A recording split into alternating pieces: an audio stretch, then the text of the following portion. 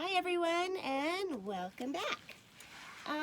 Starting out today, I want to say thank you to all of you who have liked any of my previous videos, who have subscribed to my channel, and to anyone who has shared the information with other people.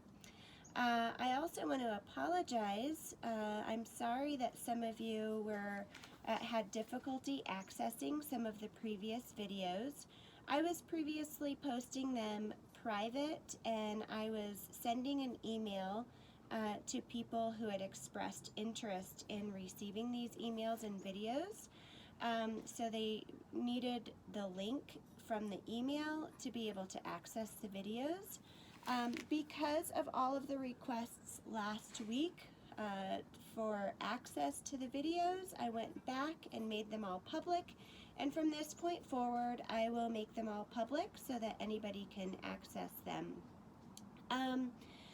Okay, so in last week's video we did a simple assessment of the ankle, and we looked for restriction or limited movement in the pointing or flexing motion.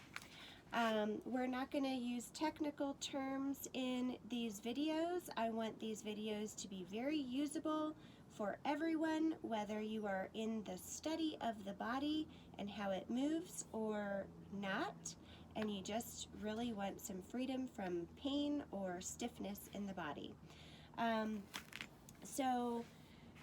After completing that simple assessment, you may have found that you are restricted in either or both movements. So in this video, I'm going to give you some techniques to begin implementing to gain more movement in the ankle. That should help with any pain that is experienced in the foot, ankle, lower leg, or knee. We're going to attack this from 3 different directions. So we are going to try to balance the strength in the muscles in the foot, ankle, and lower leg. We are going to affect the soft tissue, and we're going to try to increase the movement of some of the bones in the foot and ankle area. We're really going to focus on a particular bone in the foot, which moves when we point and flex. Okay, so to balance the muscles of the lower leg and foot, we're going to use a repatterning exercise from the Egoscue method. To begin, you're going to have one leg straight with that foot flexed. You'll lay flat on your back. Head goes all the way back to the floor. Brace your other leg and stabilize it with your hands interlaced, your fingers interlaced behind your knee. You're going to point and flex in as big of a motion as you can, and trying to keep your foot nice and straight. I often see people kind of curling the foot, and the foot moves in a very unbalanced way. So you're really going to be focusing on moving it nice and straight, or as straight as possible. You're going to do that point and flex is 1, point and flex is 2, and you're going to try to do that 40 times. In that same position without coming up, I'm coming up because I feel like you couldn't see my face so well. You're then going to do a big foot circle in one direction, and then you're going to do it in the other direction. So the goal is to do 40 in each direction, but 40 is going to be a lot for many of us. Whenever there's imbalance in the foot and the lower leg, you're going to need to work up to that number. So whatever number you scale it back to, make sure that you're doing the same number in each of the movements. So say I start with 10 point and flexes, 10 circles one way, 10 circles the other way, and then you're going to switch and do the same thing on the other side of the body. You want to do this daily, minimum 4 times a week. This will be a challenge in the beginning. If you have to scale the number back, give yourself a week or several days to a week of doing the scaled back number, and then just increase it by maybe 5 or 10. So you're gradually increasing until you're able to do all 40 in every direction without pain or cramping in the foot or lower leg. The next thing we're going to do to affect the soft tissue, you'll be doing this during the routine of the point and flexes and the circles. You can use any mobility tool like a foam roller or even a rolling pin right out of your kitchen, or if you have another mobility tool that has handles on it. The fleshy muscular area on the front of the leg, just to the outside of your tibia or your shin bone, you're going to want to soften and relax that muscle there, those muscles that go in the front of the leg. This is going to be very gentle to sit and use a roller or a rolling pin in this position. Some of you will need to start out this way who have hypersensitivity in the fascia and in the muscles. Now, if that feels like nothing, or it feels like it's not doing anything for you, then you're going to want to turn over this way and press into the tool with body weight. Now, there will come a time when the foam roller might not be enough. You can then use other tools that have, this is a lacrosse ball. It's firm and it will get into a more specific area deeper. You can use a variety of bouncy balls. This is even a golf ball. I like to use a golf ball on the bottom of my feet. We'll get there in just a moment. So any of these tools you can use in that fleshy area on the front of the leg. Now, while we're in this position, we'll move down into the front of the ankle. A rolling pin would be really good for this.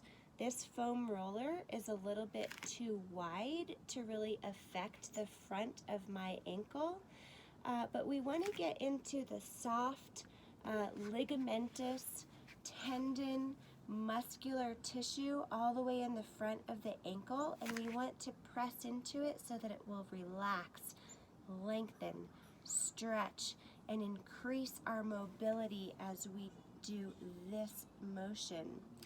Now, a word of caution, I recommend not staying in that position on the front of the ankle with something real hard as your tool for more than a couple of minutes.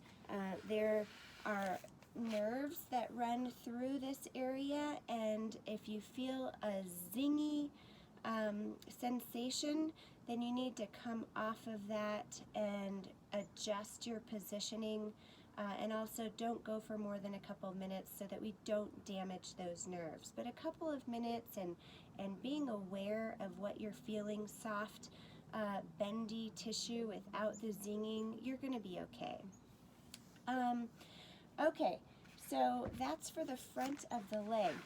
For the back of the leg, you can use your tool on your calf. I like to cross my other leg on top and then support myself on my hands so that I can press body weight into the calf. And you're going to want to go all the way up the whole length of the calf, and then slightly tilt your body and come back on the side of that calf muscle. You can go on the outside, you can go on the inside, and then of course we want to stretch those calf muscles as well. Whether you do that with your hands and feet on the floor, or maybe you have your hands elevated and pressing against a wall. If you can get into a deep squat position, then you can do that kind of kneeling here and pressing your knee a little bit from side to side and really opening up all of those lower leg muscles. I mentioned the foot a little bit ago. I like to use, I told you, a golf ball. Any of these balls. Some of you may need to start with a larger ball, even a tennis ball, if your feet are really painful and sensitive. Whatever level you're at, the goal is to get smaller and firmer in the use of your tool. That means you're making progress and you're reducing your sensitivity and you're increasing the pliability or the motion, the movement of the area that you're working. So when we use a ball, I'll actually use a bouncy ball so it doesn't slide away on this floor. When you're using a ball, you're going to be standing. I am crouched down so that you can see my face, but I'll quickly demonstrate. You're going to put body weight, and the goal is to get this nice domed shape around the ball. So your foot will sink in and form around, and you can even see the toe knuckle bones here coming out. That's because there's good movement in there. So ideally you would be standing, pressing body weight. Now you're going to do this in any areas of the foot that are painful and or stiff or rigid, that don't have a lot of movement. So once I press and wait for the pain to calm down, or I see my foot kind of forming around the ball, then I'm going to move the ball about 1/4 of a turn down the foot and find a new spot and press and hold, and again wait for it to calm down. So the goal is for you to do this all throughout the entire bottom of the foot and of course both feet. So that's going to increase the motion, the movement, the pliability of the foot, so that it is moving properly. Okay, so we've balanced out the muscles in the foot and lower leg. We've worked on the soft tissue through with the use of tools and with stretches. Now we're going to increase the movement of the bone. We're really focusing on the talus, which is in the foot right below the tibia, or this shin bone here. So as we walk and go through this motion of point and flex, or dorsiflexion and plantar flexion, the talus moves ever so slightly in the spot that it's located. As we lose mobility in the ankle, that talus, that bone, becomes, it loses some of its ability to move in its place. So we need to regain that if we are going to increase the mobility of our ankle. So I have here one long band. It's a compression band. A lot of CrossFitters are familiar with these bands. I actually, for this technique, I prefer the slightly thicker bands that are in a loop that are connected. But right now, this is the tool that I have, so I'm going to make it work. So something that a lot of athletes, and specifically a lot of CrossFitters do, is to connect one of these bands to a secure pole, and they will work on their ankle mobility by sticking the foot through the band that is taut to the pole behind them, and they'll create some distraction or open up the joint slightly. So with this specific technique, when the band is going behind you, it's actually really important to gain a little bit more movement of the talus bone for the foot to be on an elevated surface and the band pulling down and back. So I will demonstrate with this chair that I have here. I'm going to step on my band for lack of having the loop band attached to a pole.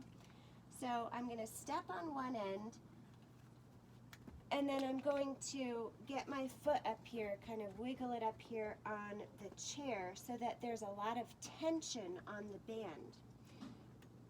Now the band, in order for this to be really effective, the band, now with this downward motion, needs to go under the ankle bones on either side of the lower leg. So the inner ankle bone and the outer ankle bone, I have this band going below those bones. My foot needs to stay with a neutral ankle. So I don't want it caving in at all. So with a neutral foot and ankle, I'm going to then press my knee forward, paying attention to keeping the neutral ankle while this band is pulling down and back, encouraging the talus to be able to move in the foot. So nice slight movements back and forth. If you go too far, the foot will begin to lose its positioning. So be very conscious of your foot positioning and just with slight movements. Now, having the band secured on a low point, we can use that method facing the band, and it will be very effective this way. So we want to put the band above our Achilles tendon, and with the band secured to a pole and creating lots of tension, the idea is that the tibia, the lower leg bone, the shin bone, that whole tibia is going to be pulled slightly forward, and as you secure your foot to the floor and go through that same motion, bending the leg and keeping a neutral foot and ankle, then the tibia is being pulled off of that talus bone and therefore increasing that bone movement. So those are the three areas, or the three-step process of increasing your ankle mobility. Those methods that I just showed you are going to help with both the pointing and the flexing of the foot. So whether your assessment showed a lack of range of motion in the pointing or in the flexing, those techniques should help you if you practice all of those. If you have any questions, please make a comment on the video. I will answer all questions. And I thank you all for joining me, and I'll see you next time.